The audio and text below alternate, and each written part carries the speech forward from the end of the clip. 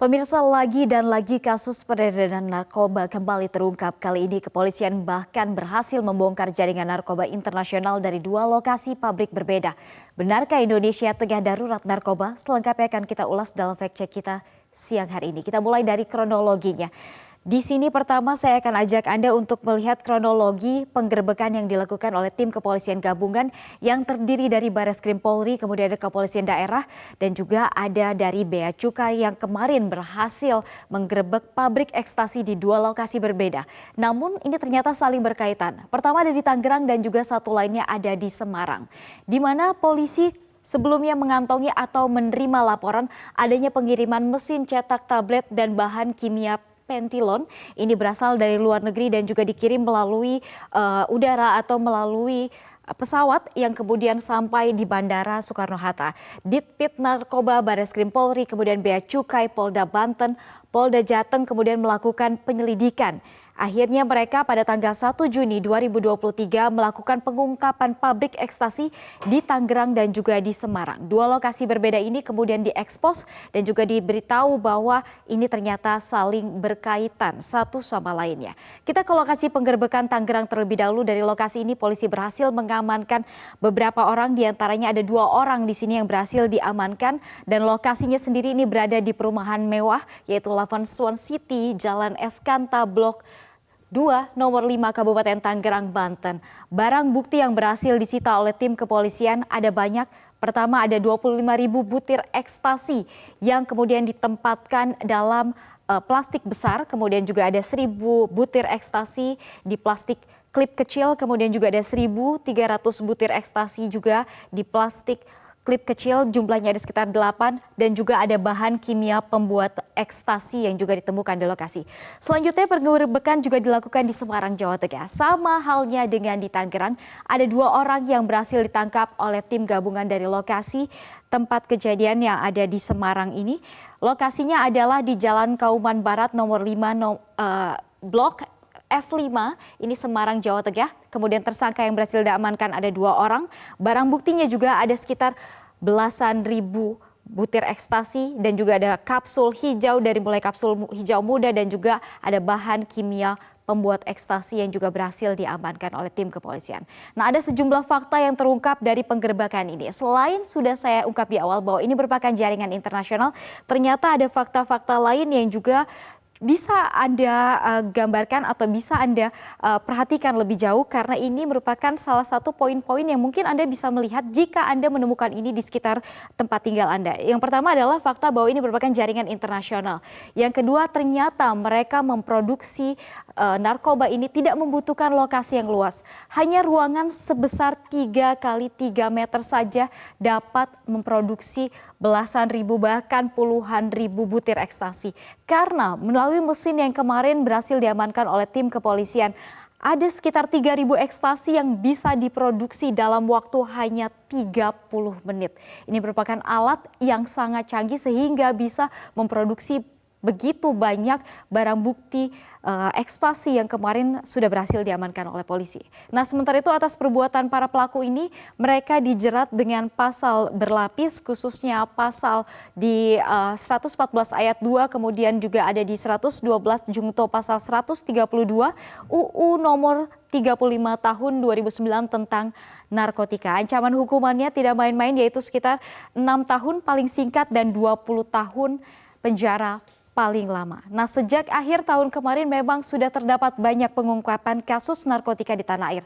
Setidaknya di periode Desember 2022 hingga periode Februari 2023 ada pengungkapan 8 kasus yang berhasil dilakukan oleh Bareskrim Polri. Tersangkanya ada sekitar 19 orang dengan barang bukti narkoba yang jumlahnya sangat banyak, yaitu untuk sabu ada sekitar 373,23 kg, kemudian ganja sekitar 17,86 kg, dan yang terakhir adalah ekstasi 705 butir. Ini berbeda dengan yang kemarin, jika dijumlahkan ini maka jumlahnya sangatlah banyak.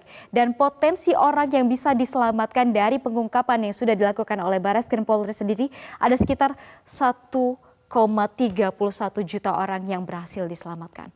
Nah, meski sudah sering kali diungkap terkait bahaya konsumsi narkoba, namun masih banyak orang yang sepertinya lupa. Saya akan ajak Anda untuk mengingat ya kembali di mana narkoba punya dampak langsung dan juga tidak langsung.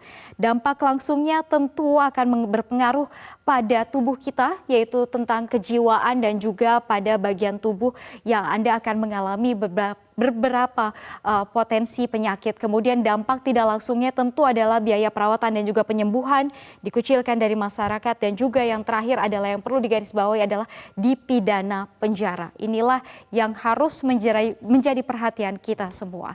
Nah, kasus peredaran narkoba di tanah air memang masih menjadi pekerjaan rumah besar yang harus segera diselesaikan. Perlu peran serta aparat hingga masyarakat untuk memerangi narkoba, dan untuk membahasnya lebih lanjut sudah bergabung bersama kami dan juga untuk menggas terkait dengan operasi dan juga bagaimana masyarakat ini dapat turut serta mencegah peredaran narkoba. Kita akan membahasnya dengan Kombes Pol Jayadi, Wadir Tindak Pidana Narkoba Barreskrim Polri, sudah tersambung melalui sambungan Zoom. Selamat siang Pak Jayadi. Selamat siang Mbak Sylvia. Pak, jika kita melihat ini dalam kurun waktu 10 hari atau keempat pelaku ini sudah dapat menghasilkan hampir 30.000 dan 30 menit saja sudah bisa menghasilkan 3.000 nih. Bagaimana sebenarnya polisi bisa menjelaskan modus dari operasi yang dilakukan para pelaku yang berhasil diungkap kemarin? Terima kasih Mbak Sylvia. Apa yang terjadi di Semarang dan yang terjadi di Tangerang itu merupakan jaringan yang saling berhubungan antara satu dengan yang lainnya. Nah, kemudian pertanyaannya, bagaimana modus operandi yang mereka lakukan sehingga mereka bisa melakukan proses produksi, baik yang di Tangerang maupun yang ada di Semarang. Mbak Sylvia, pada umumnya para tersangka ini mencoba untuk mengelabui aksinya supaya tidak diketahui oleh masyarakat dan juga supaya tidak diketahui oleh aparat penegak hukum. Nah, mereka biasanya melakukan pemetaan sebelum menentukan lokasi yang akan digunakan untuk proses produksi. Nah, yang kemarin yang di Semarang dan yang di Tangerang, itu lokasi yang digunakan adalah lokasi yang padat dengan pemukiman. Harapan mereka adalah ketika pemukiman padat, penduduk di sekitar di situ tidak begitu peduli dengan lingkungan. Kontrakan yang digunakan begitu padat di sekitarnya sehingga masyarakat di situ tidak begitu peduli. Itu yang pertama. Kemudian yang kedua, kontrakan atau tempat yang mereka gunakan itu didesain sedemikian rupa dengan alat-alat tertentu sehingga kedap suara atau bahan-bahan tertentu sehingga kontrakan itu menjadi kedap suara.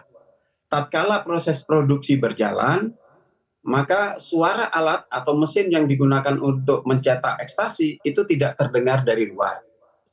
Itu modus yang kedua yang mereka lakukan. Kemudian modus yang ketiga adalah pengiriman alat cetak maupun bahan baku yang akan digunakan untuk proses produksi itu dikirim pada saat malam hari, sehingga masyarakat di sekitar tidak mengetahui proses yang terjadi di kontrakan atau rumah yang digunakan untuk proses produksi tersebut. Nah, modus yang keempat yang digunakan oleh jaringan ini, Mbak Sylvia, adalah mereka menghindari untuk berkomunikasi dengan lingkungan, sehingga dia tidak mau keluar kalau tidak terpaksa, kecuali hanya untuk mencari makan. Nah, dua lokasi ini di Semarang dan di Tangerang itu mereka tidak pernah keluar, kecuali hanya untuk makan. Nah, modus-modus inilah yang dilakukan yang ada di Semarang maupun yang ada di Tangerang. Demikian Mbak Sylvia. Oke Pak, nanti kita juga ingin membahas terkait dengan perputaran uang, karena ini tadi kan yang digunakan salah satu lokasinya seperti yang di Tangerang adalah perumahan mewah. Ini juga bisa dijadikan modus baru tentunya. Tapi kita akan jeda terlebih dahulu untuk membahasnya lebih lanjut. Kita lanjutkan kembali perbincangan kita bersama dengan Kombes Pol Jayadi. Pak, untuk saat ini sebenarnya berapa besar perputaran uang yang dihasilkan para pelaku dan apakah sudah teridentifikasi kemana aliran uang tersebut mengarah ini Pak? Sampai dengan hari ini teman-teman penyidik sedang bekerja keras untuk memastikan sekaligus menentukan berapa sebenarnya peredaran uang yang digunakan di kedua jaringan ini.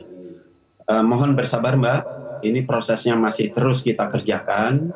Dan yang kedua adalah para tersangka yang 4 orang ini, baik yang di Semarang maupun yang ada di Tangerang, selain kita kenakan undang-undang narkotika, kita juga akan kenakan undang-undang tindak pidana pencucian uang. Sehingga dengan penerapan tindak pidana pencucian uang ini, kita bisa akan lakukan tracing terhadap aset-aset yang dimiliki oleh para tersangka maupun uang-uang yang dimiliki oleh tersangka dalam konteks untuk menjalankan bisnis ilegal ini. Demikian Mbak Livia. Kalau untuk kemana hasil narkoba yang sudah diproduksi ini akan dipasarkan, apakah sudah diketahui oleh kepolisian? Hasil sementara investigasi yang sudah dilakukan selama beberapa hari terakhir, ini sementara pengakuan tersangka adalah yang di Semarang mereka akan edarkan di wilayah Jawa Tengah. Kemudian yang di Tangerang mereka akan edarkan di wilayah Jakarta dan sekitarnya. Nah, Baik. tetapi Mbak Livia, ini akan kami uji.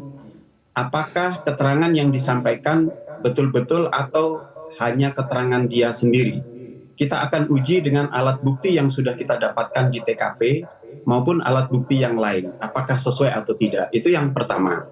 Nah, kemudian yang kedua, ekstasi ini biasanya didistribusikan kemana selain wilayah? Pada umumnya ekstasi ini dijual atau dipasarkan di tempat-tempat hiburan malam.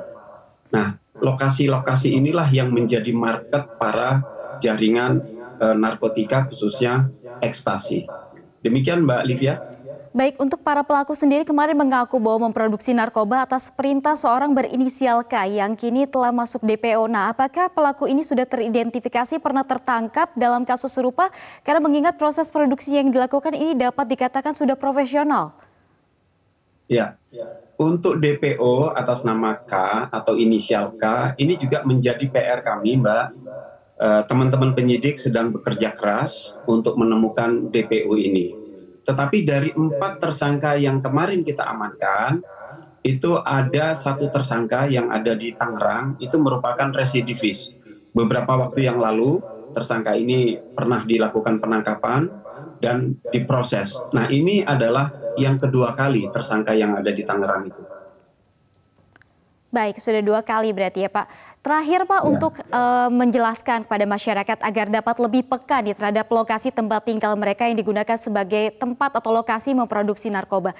Karena jika melihat dari yang kemarin di Tangerang saja yang digunakan ini rumah mewah dan yang di Semarang ini rumah kontrakan. Bisa dijelaskan agar masyarakat ini lebih aware Pak tentang lokasi sekitarnya? Ya, sebenarnya pemberantasan narkotika atau narkoba ini sebenarnya tidak sepenuhnya dibebankan kepada aparat penegak hukum.